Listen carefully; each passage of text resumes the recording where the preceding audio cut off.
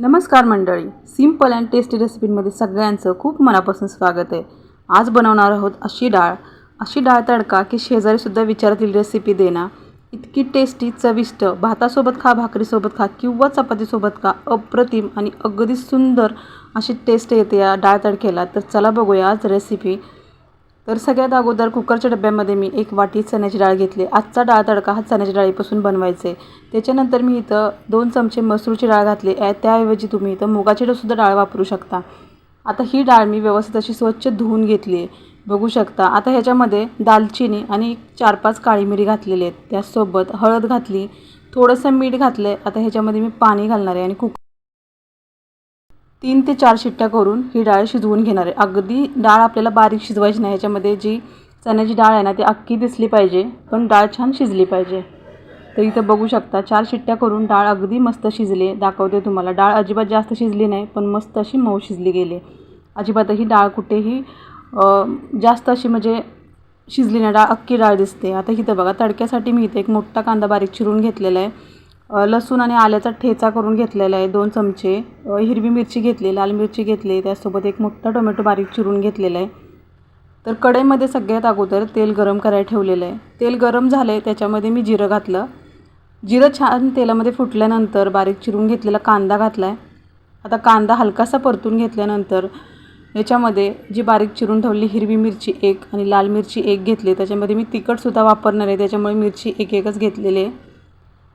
आता हे सगळं परतून घेतल्यानंतर खलबत्त्यामध्ये ठेचून लसूण आणि आलं खलबत्त्यामध्ये ठेचून घेतलेले आहे, साधारण 2 चमचे त्याची पेस्ट झालेली आहे, ती घातली आणि मस्त असा घरभर वास सुटलेला आहे। छान परतून घेतल्यानंतर बारीक चिरलेला टोमॅटो घातला। आता टोमॅटोसुद्धा मस्त असा मिक्स करून घेते आणि आता ह्याच्यावरती झाकण घालायचं आणि टोमॅटो सर्व मसाला चांगला एकजीव होईपर्यंत याला एक वाफ काढून घेतली आणि बघू शकता मसाला छान असा तयार झालेला आहे।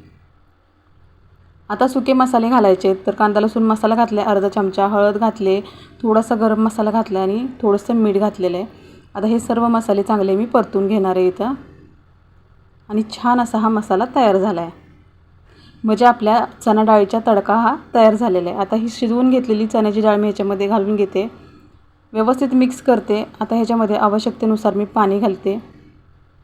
मी ही चपाती भाकरी आणि भातासोबत खाण्यासाठी करते, त्याच्यामुळे अगदी थोडीशी पातळ आहे। तुम्हाला जर नुसती भातासोबत खायची असेल किंवा चपातीसोबत खायची असेल तर तुम्ही थोडीशी दाटसर ठेवू शकता। भरपूर अशी कोथिंबीर घातली, 1 चमच्यावर कसुरी मेथी हातावरती चुरून घातलेले आणि मस्त इथं डाळ मी मिक्स करून घेते। आता ह्याच्यामध्ये अजून एक मॅजिक मसाला, तर मॅगीचा हा मसाला घालायचा आहे। तर 1 पॅकेट घेतलं होतं, त्याच्यामधलं अर्धं पॅकेट मी इथं घातलेलं आहे। टेस्ट इतकी जबरदस्त येते ना या डाळ तडक्याची की तुम्ही एकदा नक्की करून बघा हा मसाला घालून। तर आता मसाला घातल्यानंतर ही सर्व डाळ मी मिक्स करून घेतलेली आहे। आता उकळी यायला लागले तर गॅस बारीक करते आणि ही डाळ आपल्याला कमीत कमी 10 मिनटं तरी बारीक गॅसवरची चांगली अशी उकळून घ्यायची आहे।